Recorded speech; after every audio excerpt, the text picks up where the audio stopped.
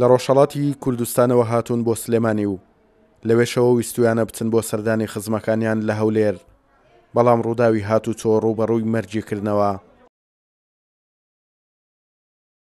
لەسەر ڕێگەی خەلەکان دوکان ئۆتۆمبیلێکی پیکاپ تیۆتا بەهۆی دەرچوونی تای بارهەڵگرێک خۆی دەکێشێت بە بارهەڵگرەکەدا و لە ئەنجامدا 5 سەرنشینی پیکابەکە گیان لەدەست دەدەن و دوانی تریش بریندار دەبن.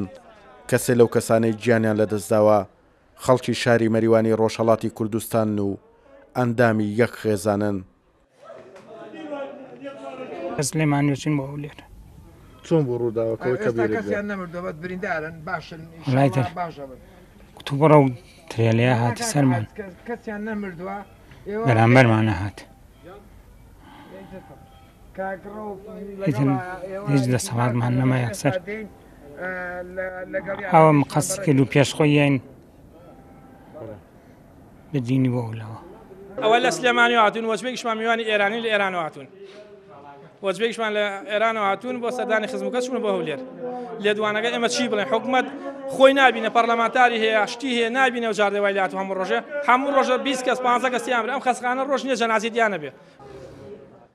بەڕێوەبەری مەڵبەندی تەندروستی شەید سەباخەلەکانی دەڵێت لە مانجیەکی ئەم ساڵەوە تا ئێستا نزیکەی 100 کەس بەهۆی ڕووداوەکانی هاتوچۆ بوونەتە قوربانی.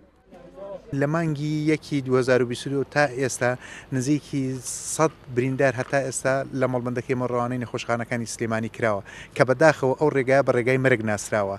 لە 2012 ئەم ڕێگا ئیشی لەسرە، بەڵام هەتا ئێستا تەواو نەکراوە ڕێگاکە. بۆیە لێرەوە داوا لە وەزیری ئاوادانکردنەوە دەکەم، داوان لێ دەکەم تکایە با چیتر ماڵی خەڵک گوێران نەبێ، با چیتر خەڵکەم ئەندام نەبێت لەو ڕێگایە. ئەم ڕێگایە کە ئیداری ڕاپەڕین و پارێزگاکانی هەولێر و سلێمانی بەیەکەوە دەبەستێتەوە بەهۆی خراپیەوە ساڵانە سەدان ڕووداوی هاتوچۆ ڕوو دەدات.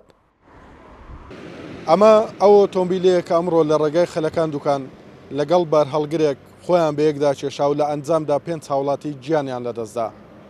ڕۆژانە ڕووداوی لەم شێوازە لەم ڕێگایە زۆر دووبارە دەبێتەوە کە خراپی ڕێگاکەی وای کردووە ئەم هەموو ڕووداوی هاتوچۆ قوربانەی لێ بکەوێتەوە. توانە عومەر، کورسات نیوز، ناحیەی خەلەکان.